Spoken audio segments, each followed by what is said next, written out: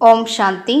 B K. Surajbhai அவர்களின் தாரணை வகுப்பு டிசம்பர் 12, 2024. பாபா தனது மகான் ஆத்மாக்களை தேர்ந்தெடுத்து இவ்வுலகை மீண்டும் தேவயுகமாக மாற்றுவதற்கான மிக உயர்ந்த காரியத்தை நமக்கு ஒப்படைத்திருக்கின்றார்.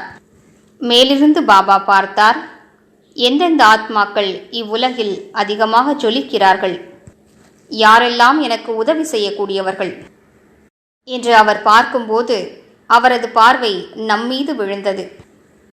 சென்ற கல்பத்திலும் இவர்கள்தான் எனக்கு உதவி செய்தார்கள் என்று தெரிந்திருந்த அவர் தனது உயர்ந்த காரியத்தை நம்மிடம் ஒப்படைத்திருக்கின்றார். அதற்கான தகுதிகளையும் திறமைகளையும் சக்திகளையும் குணங்களையும் தேவையான செல்வத்தையும் நமக்கு கொடுத்திருக்கிறார். இதன் மூலம் நம்மால் அவரது காரியத்தில் முழுவதுமாக உதவி செய்ய முடியும். எனவே இது எத்தனை பெரிய அதிர்ஷ்டத்திற்குரிய விஷயம்! நாம் இந்த சுயமரியாதையை உயர்த்தி கொள்வோம். நான் ஒரு மகான் ஆத்மா ஆவேன். பாபாவின் பார்வை என் மீது இருக்கிறது. முழு நாளிலும் பல முறைகள் பாபா சூக்ஷ்ம உலகிலிருந்து என்னை பார்க்கின்றார். குழந்தைகளின் நிலை என்ன?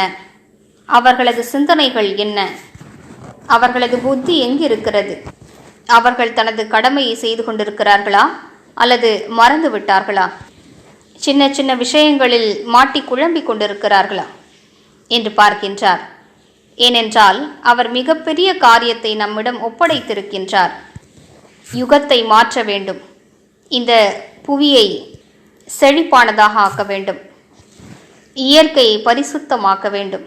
அனைத்து ஆத்மாக்களையும் துக்கங்களிலிருந்து விடுவிக்க வேண்டும். அனைத்து ஆத்மாக்களுக்கும் முக்தி மற்றும் ஜீவன் முக்தியின் வரங்களை அளிக்க வேண்டும். இது சாதாரண வேலையல்ல. அவரது பார்வை நம்மீது இருக்கிறது. ஒரு மிகப்பெரிய நிறுவனத்தின் சேர்மன் என்றால் அவரது பார்வையானது தனது காரியத்தை செய்வதற்கு யாரெல்லாம் முக்கியமான உதவி செய்கிறார்களோ அவர்கள் மீது அவரது பார்வை அவசியம் இருக்கும்.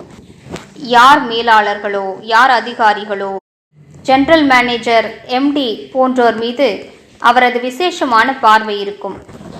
அவர்கள் மீது விசேஷமான கருணையும் இருக்கும். அவர்களுக்கு விசேஷமாக உதவியும் செய்வார்கள். அவர்களை தன்னுடையவராகவே வைத்திருப்பார்கள். அதே போன்று பகவானுக்கும் நம் மீது விசேஷமான பார்வை இருக்கிறது. அவர் நமக்கு மிகுந்த அன்பு கொடுக்கிறார். நேரத்திற்கு உதவி செய்கிறார். நமக்கு உதவி புரிவதற்காக அவர் எப்போதும் தயாராக இருக்கிறார் என்பதை நாம் மறந்துவிடக்கூடாது. அதனால்தான் தந்தை கூறுகிறார், இந்த குழந்தைகள் 1000 புஜங்களை கொண்ட தந்தையை விட்டுவிட்டு 2 கைகள் கொண்ட மனிதரிடம் உதவி கேட்டு செல்லும் போது தந்தைக்கு எப்படி இருக்கும்?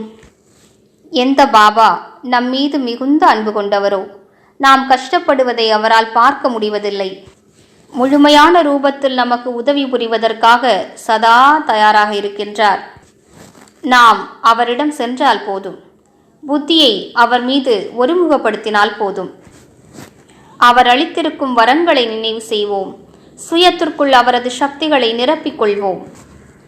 அப்போது அவரது உதவி அவசியம் கிடைக்கப்பெறும். வேறு யாருடைய உதவியும் தேவைப்படாத அளவிற்கு நம்மை மிகுந்த சக்தி வாய்ந்தவராக ஆக்கிவிடுவார்.